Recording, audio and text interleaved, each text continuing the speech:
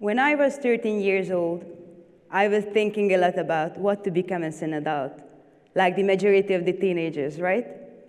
I had a lot of exciting ideas. Should I become a lawyer, or a dentist, or an actress, rather a veterinarian, or a translator, or an archaeologist like Indiana Jones from his famous movies? I wasn't the only one in my class having this struggle, so one day, my best friend and I decided to go to a career guidance program where we first had to fill out a long questionnaire followed by a personal interview with a psychologist. And at the end of this 3-hour-long process, I remember that we were waiting for the result and we were making guesses what our recommended future career path would be. The psychologist finally came back and shared the result with us. She told me that based on my personality, she would recommend me to become a social worker. A social worker? I didn't even know what it meant when I was 13, but it sounded so boring, and I always wanted to do something exciting when I grew up. So actually, I was quite disappointed with this result, and I've forgotten about this test for a long time, until last week. So when I was a bit older, after high school, I decided to do business studies. And I think this is a jolly joker choice for those who still don't know what to do with their life. So 2 years ago, when I started my master's degree, I was looking for extracurricular activities, something different from my business studies, where I can learn new skills and where the common values are in line with my personal beliefs. That's how I found the organization, Amigos for Children. So how many of you have ever heard about the foundation, Amigos for Children? Hands up. Wow, that's great. So for those who have never heard about us, I can have the opportunity now to explain who we are and what we do. This charity organization was founded 5 years ago by Sarah Fabian and her 10 friends, and our aim is to motivate the recovery of chronically ill children who have to spend a long period of time in hospital. All the members of this organization are university students, and yes, we are volunteers, or as we call a volunteer, an amigo. And how do we motivate the recovery of these kids? Our tools are really simple. We teach them foreign languages, really often in a playful way, for example, combined with board games. Or we just simply play together, or we do some handcrafts together. With all these activities, we endeavor to brighten the day of these kids and bring the colorful outside world into the gray hospital rooms. But more importantly, day by day, we become the friends of these kids.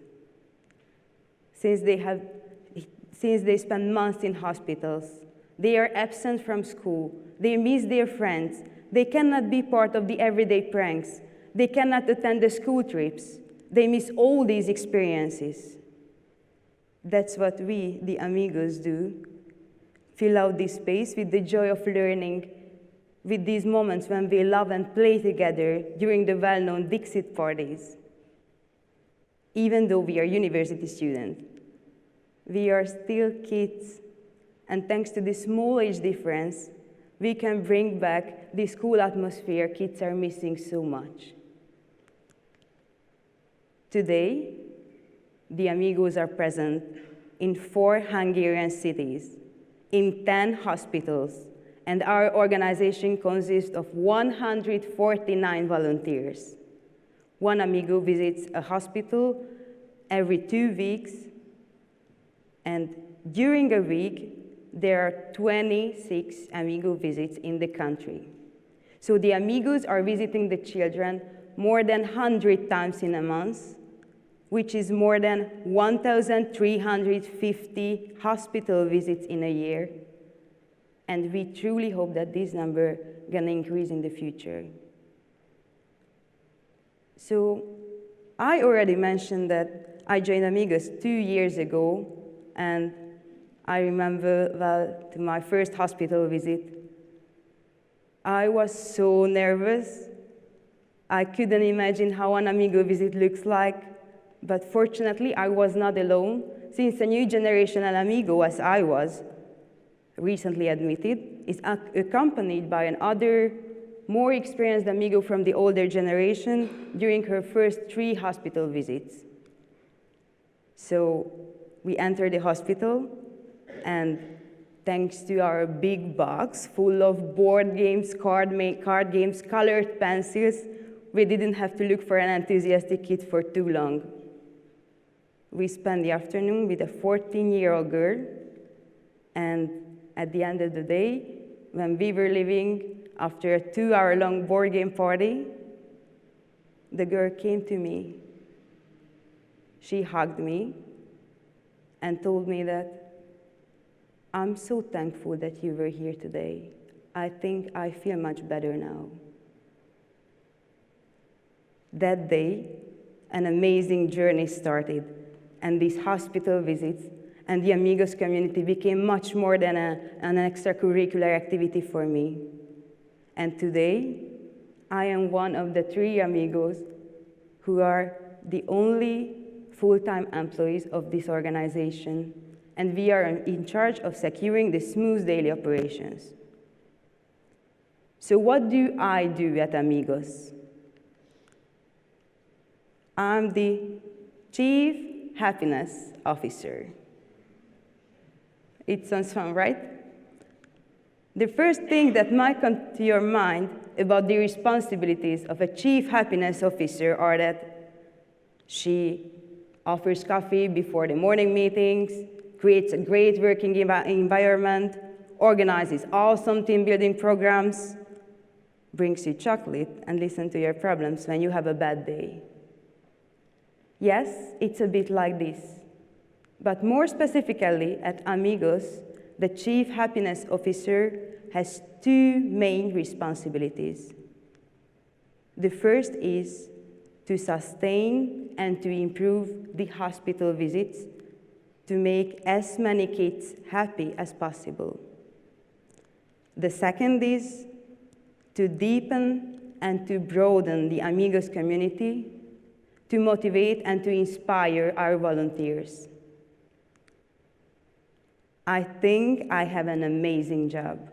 And the 2 main reasons why I love my work so much are coming from these 2 responsibilities I've just mentioned. One of the reasons is that at the end of each day, I open the group chats and I read through all the stories that happened that day.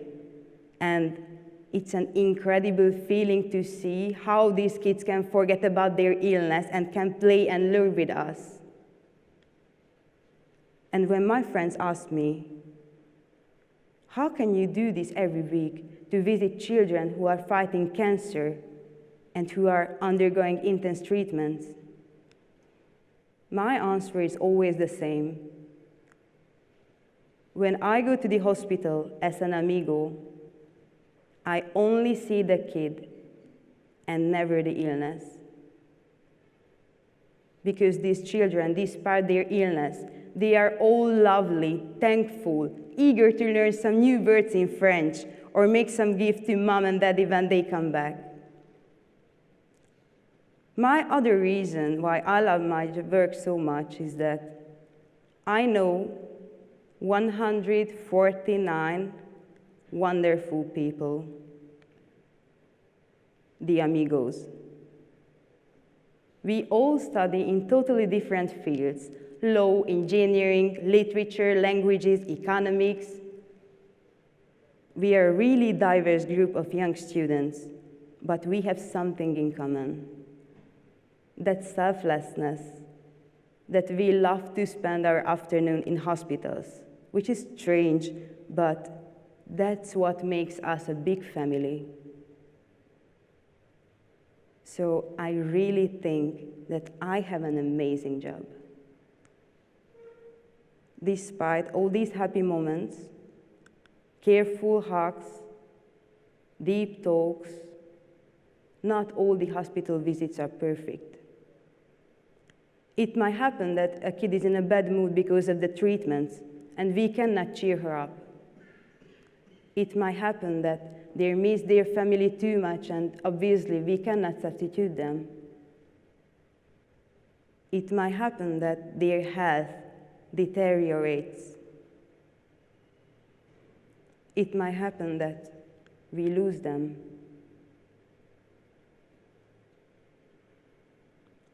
These are extremely heartbreaking moments.